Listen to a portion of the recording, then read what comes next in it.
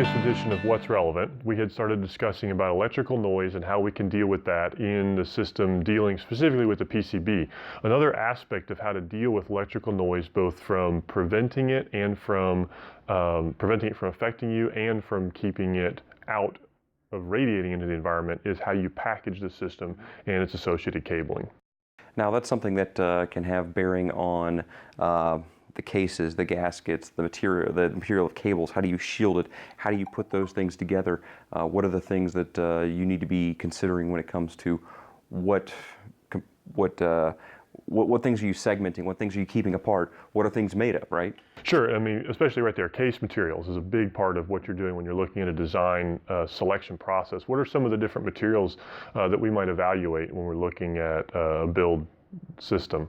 Sure. Now, some of the things that we may be considering with some of these things would be with a case. Why would I want something, out of aluminum rather than out of plastic? For example, there are things that can cause issues if you're packaging things that generate a lot of noise, have a lot of signals that they're transmitting or radiating out into the world, or things that are very sensitive, and you're worrying about a low noise environment.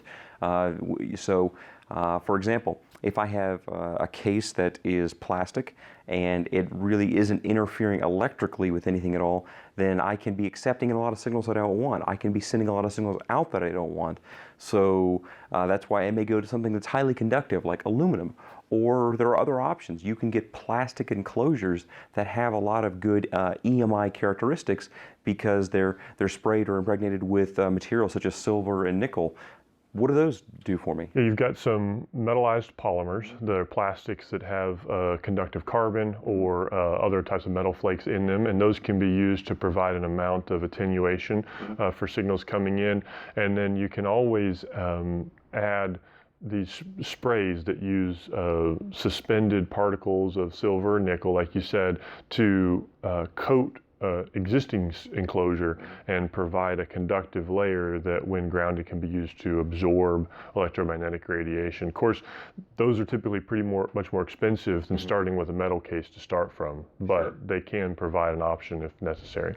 Now, it's not just keeping things out of an individual box. I can also be talking about something when it comes to a system that has different sub-assemblies in it, whether it be an RF system that has digital signal processing, it has an RF front end, maybe it has an RF receiver, maybe it has something that it has power supply and power conversion, and I may be concerned in considering those things. So I may have a system where I need to not just separate it from the outside world, but separate its internal parts from other parts. Yeah, and that's really just taking what we talked about last time in terms of segregating areas of a PCB board to the next step, and so segregating those out into separate regions of a box by putting isolation barriers between those things. And you can even put pass-through filters and other sorts of technologies that allow you to actually even filter the signals that link between those different areas.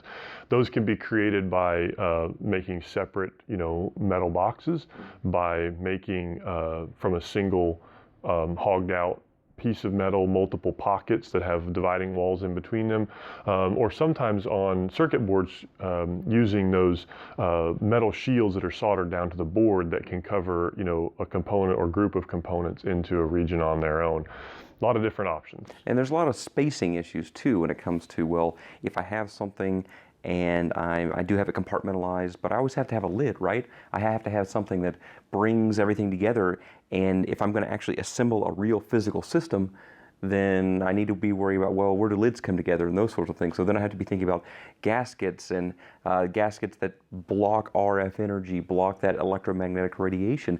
And I can't just use a plain old silicone gasket to do that, right? Yeah, well, once you take an enclosure and a lid, if you want to get into it, that crack where the lid joins becomes a place where energy can leak out. And especially if you're concerned about certain frequencies, that can be a pretty significant source of emissions. There's a couple of ways that you can look at dealing with that. One of those would be to seal the enclosure up completely. In RF assemblies, sometimes we'll actually use the technique of laser welding the box together and really creating both a hermetic seal and an RF seal.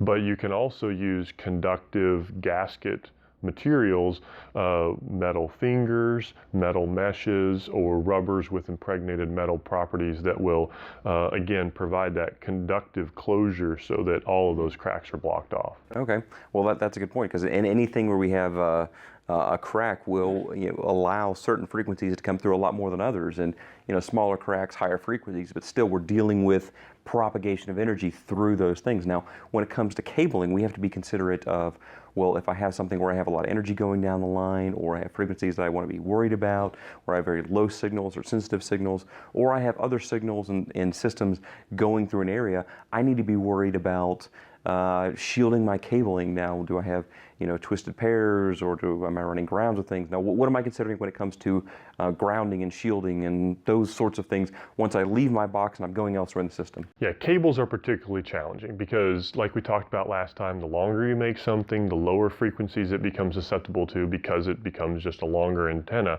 And that means if you want to have stuff that's far apart, you can't just shorten the wire, and so you have to have that length. So you do have to deal with something with that.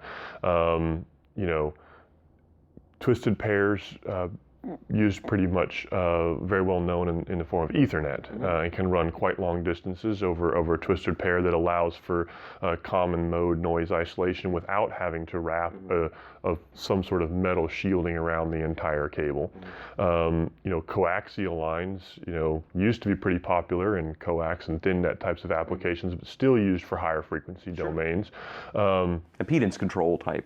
Sure, that definitely has there's other issues with that as well. You can, individually shield signals within a group of cable, or you can have overshields that wrap around the entire cable bundle. But you still have to worry about making sure that within a cable bundle that the connectors, the signals don't couple between themselves within that same group, much less to the outside world. Sure, and that getting back to some of that common mode, making sure that it's not interfering with itself. With some of those things that are out there, right? It's a little easier to control your own other signals, but because you're bound up in the same bundle, the proximity means that it's much more of a challenging thing to deal with. So all these things that we're bringing together here, we're dealing with, whether it's packaging of an overall system, packaging of sub-assemblies within a system, dealing with cabling and how do we work with the topologies, how do we bring all that together into something that meets with not just compliance issues, but the basic operational characteristics of a system. Those are the things that we're bringing together here. And here at Duotech, what we have is we have the expertise, the knowledge, the CAD and the simulation technologies that allow us to work in this domain with these problems and bringing you a solution in the end that will not only give you something that is operational but also compliant with your test requirements. If you'd like to know more, visit us at duotechservices.com or follow us on Twitter.